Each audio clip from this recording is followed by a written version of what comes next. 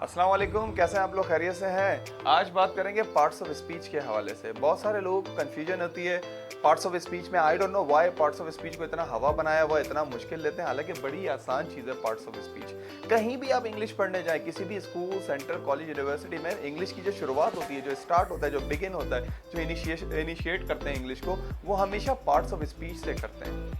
Parts of speech असल में है कितने इंग्लिश में? 8 पार्ट्स ऑफ स्पीच होते हैं, यानी 8 तरह के अल्फाज होते हैं इंग्लिश में। आप इंग्लिश में कोई भी अल्फाज उठा लें, वो इन 8 टाइप्स में से एक होगा। या तो वो नाउन होगा, या वो प्रोनाउन होगा, या वो एडजेक्टिव होगा, या वो एडवर्ब होगा, प्रीपोजिशन, कंजक्शन, इंटरजेक्शन। इस तरीके से 8 अल्फाजों की पहचाने हैं। 8 तरह के अल्फाज हैं जिनको हम पार्ट्स ऑफ स्पीच कहते हैं। इतने अहम है ये पार्ट्स ऑफ स्पीच कि आगे हम इन्हीं पार्ट्स ऑफ स्पीच, ये पार्ट्स ऑफ स्पीच जो है, इन्हीं वर्ड्स को हम मिला के सेंटेंसेस बनाते हैं।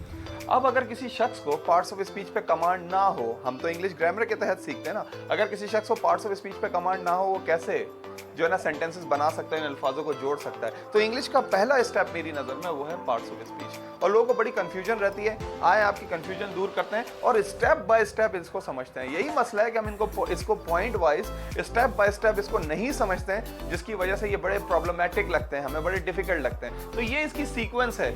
अगर आप इस सीक्वेंस में इनको समझेंगे, याद करेंगे, तो आपको कोई प्रॉब्लम नहीं होगी और आपको आसानी से जहन में भी बैठ जाएंगे। ये सीक्वेंस होनी चाहिए कि सबसे पहले जो ये 8 पार्ट्स ऑफ स्पीच है, उसमें मैंने सबसे पहले लिखा है नाउन। नाउन क्या है भाई? Naming words. सबसे छोटी डेफिनेशन नेमिंग वर्ड्स। और बड़ी डेफिनेशन क्या है कि भाई name of person, thing, place and animal is called noun. किसी भी जगह, चीज, शख्स के नाम को नाउन कहते हैं। तो इंग्लिश में आप कोई भी ऐसा अल्फाज देखेंगे जो किसी जगह, चीज, शख्स का नाम है या नेमिंग वर्ड्स है, नेमिंग वर्ड्स किसी भी चीज का नाम है, तो आप फौरन समझ जाएंगे कि वो क्या है।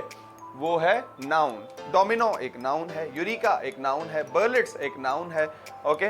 तो एंग्लोफाइल एक नाउन है, अमेरिकन लैंग्वेज सेंटर एक नाउन, मतलब किसी भी जगह, चीज, शख्स, जानवर का नाम। चेयर एक नाउन है, और चेयर एक नाउन है, ये डोर एक नाउन है, एलसीडी एक नाउन है, ये कंप्यूटर के बाद नाउन का भाई प्रोनाउन। नाउन, प्रोनाउन, एडजेक्टिव तीनों इंटरलिंक है, एक दूसरे से जो है ना कनेक्टेड हैं। इसलिए अगर हम तीनों को एक साथ सीखेंगे ना, फिर मसला हल हो जाएगा। मसला ये हम पहले नाउन सीखते हैं, फिर वर्ब और प्रोनाउन नीचे चला जाता है। नहीं, नाउन क्या है? किसी भी जगह, चीज, शख्स, जानवर का नाम। जितनी भी चीजें दुनिया में है वो इंग्लिश में क्या है? नाउन है। उनकी इंग्लिश में क्या पहचान है? नाउन है।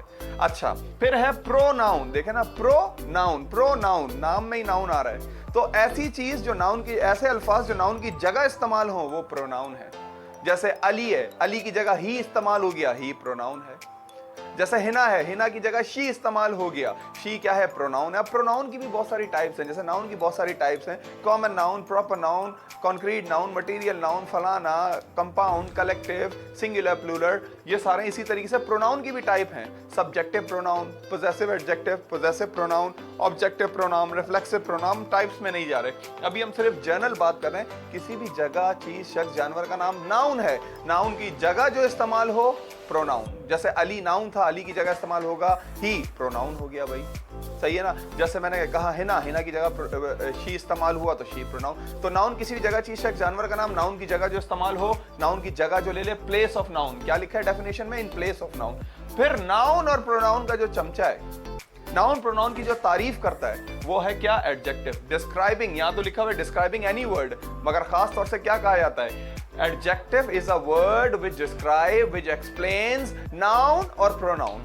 नाउन और प्रोनाउन की जो तारीफ करे, वो क्या कहलाता है? वो एडजेक्टिव कहलाता है। जैसे मैं कहता हूं Ali is smart, Ali smart है, तो स्मार्ट कौन है? अली। स्मार्ट अल्फाज किसकी तारीफ कर रहा है? अली की तारीफ कर रहा है, तो स्मार्ट हमारा एडजेक्टिव है। अली नाउन था और स्मार्ट उसकी तारीफ है, तो स्मार्ट हमारा एडजेक्टिव है। जैसे मैं कहता हूं शी इज शार्प, वो तेज है, तो शार्प कौन है? शी। शी क्या है? प्रोनाउन। और शार्प क्या हुआ? हमारा एडजेक्टिव। क्यों? क्योंकि शार्प शी को एक्सप्लेन कर रहा है।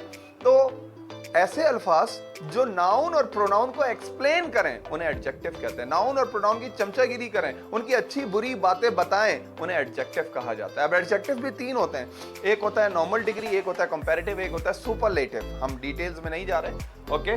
फिर नाउन, प्रोनाउन, एडजेक्टिव, ये तीनों एक दूसरे से कनेक्टेड हैं। अगर इनको इसी सीक्वेंस में याद रखेंगे ना, आप कभी नहीं भूलेंगे। नाउन किसी भी चीज, जगह, शख्स, जानवर का नाम। प्रोनाउन उसकी जगह जो इस्तेमाल हो। नाउन प्रोनाउन की जो तारीफ करे, वो एडजेक्टिव। फिर उसके बाद आता है सबसे अहम पार्ट्स ऑफ स्पीच में, वो है वर्ब। वर्ब के बगैर जुमला इनकम्प्लीट है, वर्ब के बगैर जुमला बन ही नहीं सकता। जो जुमले की बैकबोन है ना वो है वर्ब। तो वर्ब क्या होता है? ऐसे अल्फाज होते हैं जो किसी एक्शन या स्टेट को शो करें, या तो किसी अमल को शो करें, एक्शन को, या किसी नॉन एक्शन यानी स्टेट को, कंडीशन या प्रॉपर्टी को शो करें, तो वो कहलाते हैं एक्शन, वो कहलाते हैं वर्ब। वर्ब के बगैर जुमला नहीं बन सकता। जैसे जुमला है I play cricket, I play बन सकता है, प्ले क्रिकेट बन सकता है, आई क्रिकेट नहीं बन सकता, प्ले का होना जरूरी है। वर्ब ही तो सबसे मेन चीज है, जुमले में बताता है कि हो क्या रहा है। तो नाउन, प्रोनाउन, एडजेक्टिव के बाद है वर्ब, ऐसे अल्फाज जो किसी अमल को, किसी एक्शन को या नॉन एक्शन यानी स्टेट को शो करें, ये है वर्ब। दो ही टाइप है वर्ब की, एक्शन वर्ब और स्टेट वर्ब। फिर इनकी फॉर्म्स 4 हैं, first form, second form, third form, fourth form. फिर अगर फॉर्म्स एक जैसी हैं, सेकंड और थर्ड, आस्क, आस्क्ड, आस्क्ड, तो रेगुलर वर्ब है। अगर फॉर्म्स अलग अलग हैं, सेकंड और थर्ड, तो वो इर्रेगुलर वर्ब है। लोग कहते हैं वर्ब की 2 टाइप है, रेगुलर, इर्रेगुलर। अरे भाई वो फॉर्म्स की टाइप है, वर्ब की तो 2 टाइप है, एक्शन और स्टेट। अच्छा, तो वर्ब ऐसा अल्फाज जो किसी एक्शन या स्टेट को शो करे। अब जिस तरह एडजेक्टिव नाउन प्रोनाउन का चमचा था एडजेक्टिव, इसी तरीके से एडवर्ब किसका चमचा है? एडवर्ब वर्ब का चमचा है। एडवर्ब क्या करता है? 2 काम करता है। जैसे एडजेक्टिव नाउन और प्रोनाउन को डिस्क्राइब करता था, ऐसे एडवर्ब वर्ब को डिस्क्राइब करता है।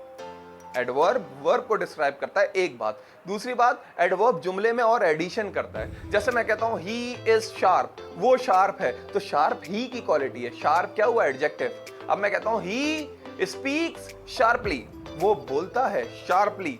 यहाँ पे शार्पली किसे एक्सप्लेन कर रहा है? ही को? ना ना ना, शार्पली एक्सप्लेन कर रहा है यहाँ पे स्पीक्स को, क्या बोलने का काम शार्पली होता है। तो शार्पली क्या हुआ? एडवर्ब। देखे ना नाम में क्या लिखा हुआ है? एडवर्ब। वर्ब की खासियत बताता है, या तो जुमले को कभी और एडिशन करता है। इसकी भी वही 3 डिग्रीज है, normal, comparative, superlative, plus type भी है इसकी। Adverb of manner, adverb of place, adverb of time. तो नाउन, प्रोनाउन, एडजेक्टिव एक तरफ, वर्ब और एडवर्ब दूसरी तरफ। इन दोनों का ये दोनों एक दूसरे से कनेक्टेड है। इस तरह हम सीक्वेंस से अपने जहन में बिठाएंगे ना। प्रेपोजिशन 150 160 प्रेपोजिशन है, क्या करते हैं? ये नाउन और प्रोनाउन को आपस में जोड़ते हैं। एक ये बात। दूसरी बात, ये प्लेस और टाइम से पहले आते हैं नाउन और ये प्रेपोजिशन। सबसे अहम 3 प्रेपोजिशन आपको पता है, इन, ऑन, एट। इसके अलावा भी बहुत है, after, before, with, for, since, beside, behind, और जो है ना बिटवीन। ये सारे क्या हैं? प्रेपोजिशन है, जो नाउन और प्रोनाउन को आपस में जोड़ते हैं। और मुझे लगता है कि ये प्रेपोजिशंस को मैं कहता हूँ नट्स एंड बोल्ट्स। या अगर पूरी पार्ट्स ऑफ स्पीच, सारे अल्फाज जो ये इंजन के बड़े बड़े टुकड़े हैं ना, तो इनके नट्स एंड बोल्ट्स हैं वो प्रेपोजिशन है। इनको आपस में जोड़ते प्रेपोजिशन ही है।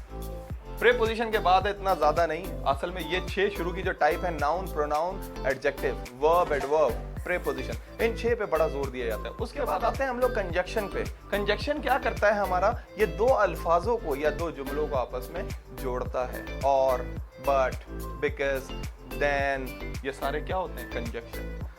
हम इतना जोर नहीं देते कंजंक्शन पे, कंजक्शन पढ़ाते हुए, क्योंकि आसान लेक्चर है ये, एक ही दिन में दोनों पढ़ा देते हैं अक्सर, कंजक्शन। और उसके बाद है इंटरजेक्शन। इंटरजेक्शन ऐसे अल्फाज होते हैं जो स्ट्रॉन्ग फीलिंग्स शो करते हैं, वाओ, हुर्रा।